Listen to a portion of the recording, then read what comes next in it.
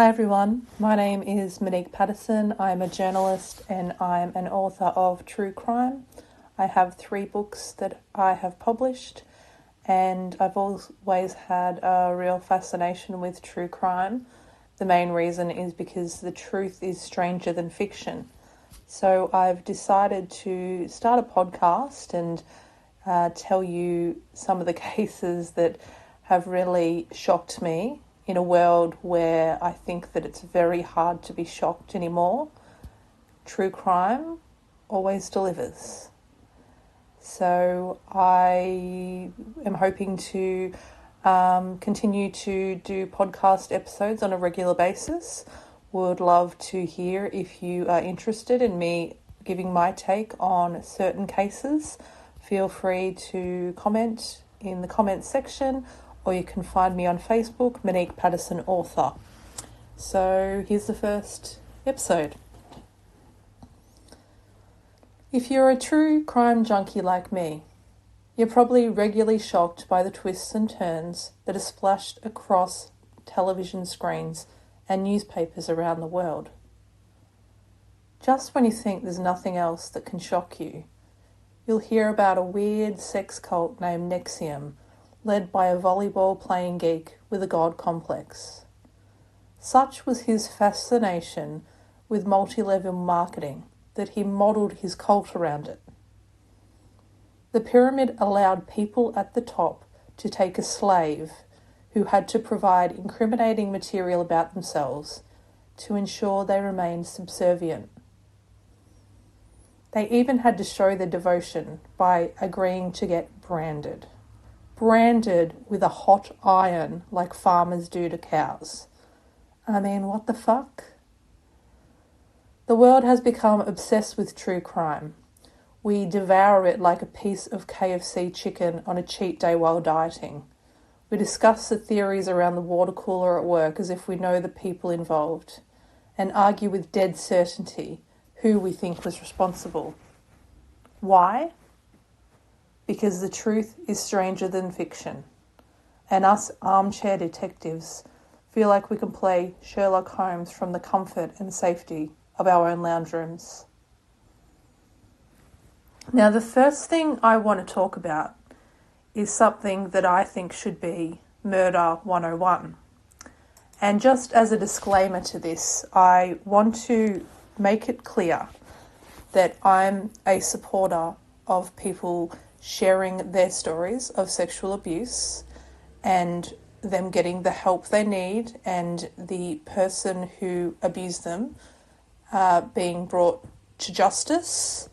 My 3rd book is about a survivor of clergy sexual abuse, and I'm very well aware that lots of survivors will not share their story until decades later. Some will never. But I'm also concerned that there are some people who use a wrongful claim of sexual assault or sexual abuse in order to elicit sympathy from the jury, or to, I guess, give them a motive that people can understand. And while I do not know for certain that the cases that I'm about to mention, that the sexual abuse didn't occur, I do have my doubts. And anyway, I just wanted to preface this episode by saying that. And as I said, I encourage people who are victims or survivors to speak out and to get support. But that doesn't mean I will shy away from giving my opinion on these couple of cases. So, Murder 101. Get your story straight the first time, stupid. Nothing is more infuriating to us armchair detectives than a suspect who, when they're not winning the game of convincing police they're innocent, suddenly change their story. This is not a game of who wants to be a millionaire. You don't get to use 1 or 2 of your lifelines when your first approach to clearing your name doesn't work. One case that comes to mind is the Menendez brothers. Lyle and Eric Menendez are two brothers from the US who were behind bars for killing their parents, Jose and Mary. The two lived a privileged life, with money no object for the Menendez family. However, greed appears to have led to their plan to murder their parents in cold blood.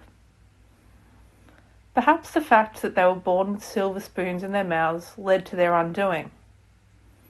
They were never forced to fend for themselves or become street smart.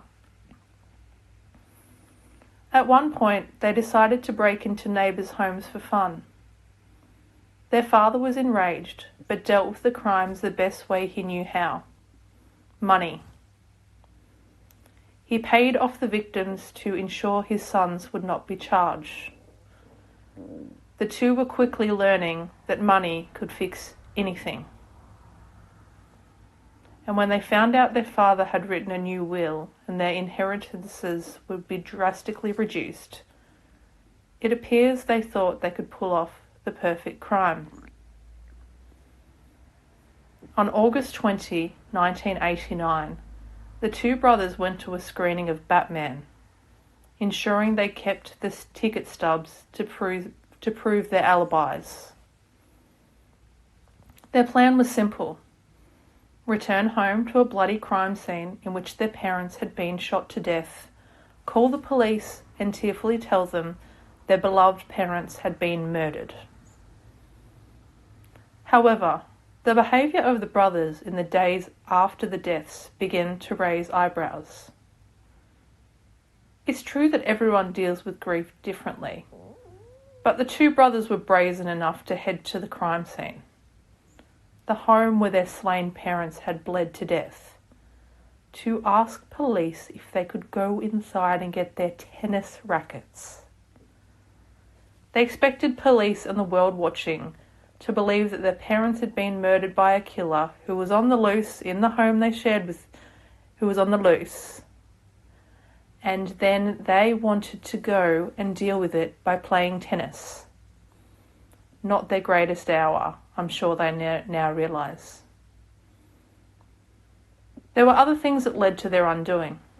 The ridiculous spending spree they embarked on in the months after the deaths, with Lyle buying a Rolex watch, a Porsche, a cafe and a restaurant, while Eric began living the high life by enjoying a full-time tennis coach and regularly flying to Israel to compete in tournaments. The purchases were certainly not admissions of guilt, but in the court of public opinion, these boys appeared to be revelling in their new-found wealth. They weren't acting the way two grieving sons should. In a further twist that would be rubbished if it was included in a crime fiction novel, Eric had written a screenplay about committing the perfect murder. In it, the main character kills his parents for money. It's ironic, really, that his screenplay about the perfect murder aided the prosecution in proving how these two brothers had committed a decidedly imperfect murder. As if their comedy of errors wasn't enough, Eric confessed his crime to his psychologist. Why? Did he think his money would protect him from the long arm of the law? Did he think that he, like his father, could fix what he had done by paying off whoever he needed to? I'm sure these are questions that haunt the brothers from their prison cells. Maybe they wish they had concentrated harder in school, educated themselves about the real world that exists beyond the walls of the $4 million mansion they lived in. Possibly the biggest mistake the brothers made was to develop an 11th hour defence strategy. Let me be clear that I am not totally discounting their story, that they believed it was an us or him scenario that night. Do I believe Eric Menendez was sexually abused? Honestly, no. That's based on statements by a number of people who claim they know it's not true. But that's not the point I'm trying to make. If you want people to believe that the reason you killed your parents is because you were victims of physical and sexual assault your whole life, then say that in the first place. If you tangle yourself up in a web of lies from the very beginning, you'll eventually get stuck. You're going to trip yourself up because you'll forget which lie you told and when. 3 decades later, the two have continued to protest their claim of self-defense. And a slew of young social media users appear to believe them.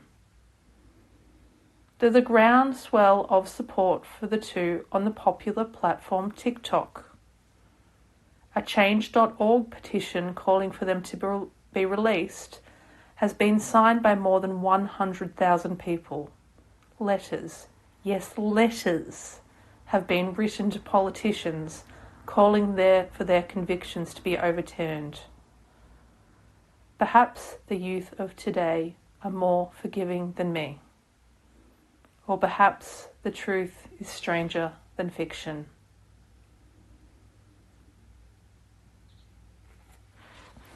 The other person who stands out as having one of the most ridiculous, ever-changing stories with regard to the disappearance of her daughter is Casey Anthony. That bitch couldn't tell the truth if she was paid $1 billion. Incredulously, I don't think I can say that word very well, I should have used a different word anyway. Unlike the Menendez brothers, she is not behind bars. The first series of lies came when Casey tried to hide her pregnancy from her parents. They rubbished suggestions from others that she was about to become a mother. Despite this, 9 months later, little Kaylee arrived.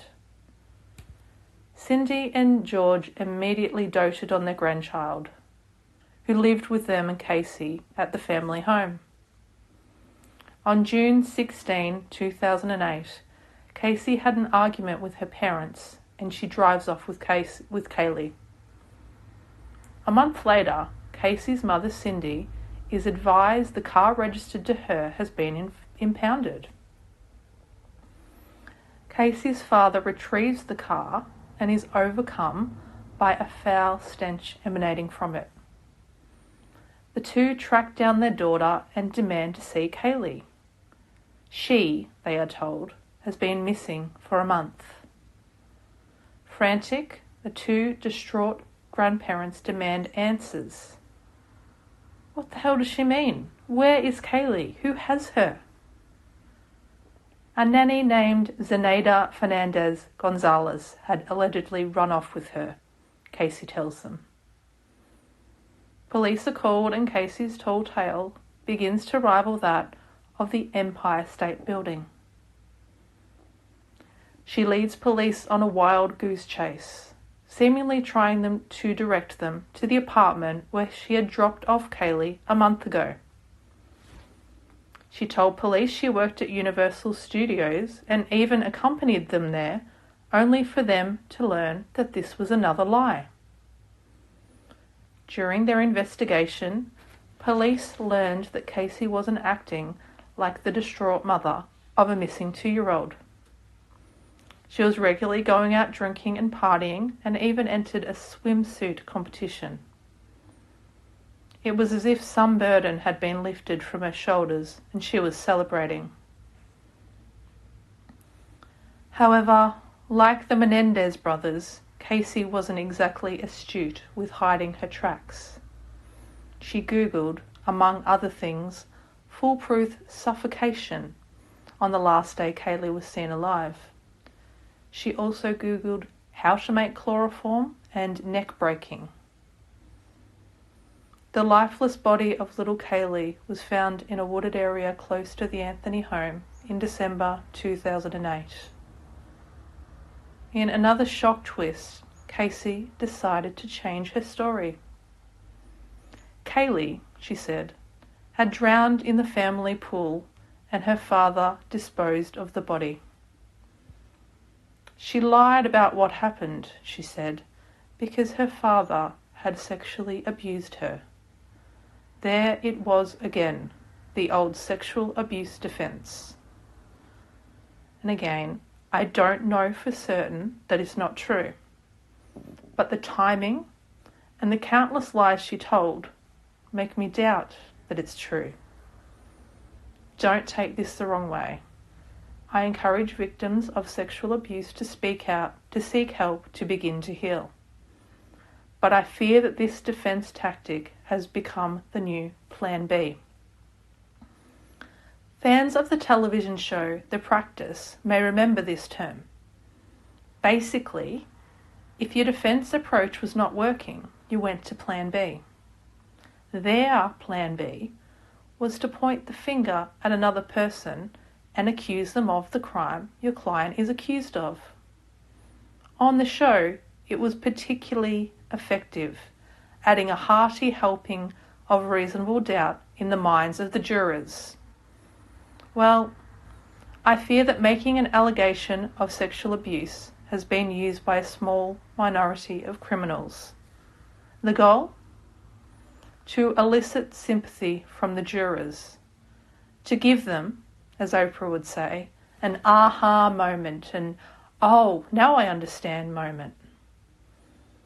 I believe in the murder of Kaylee Anthony, it worked, and I fear that it came at the expense of her poor father's reputation.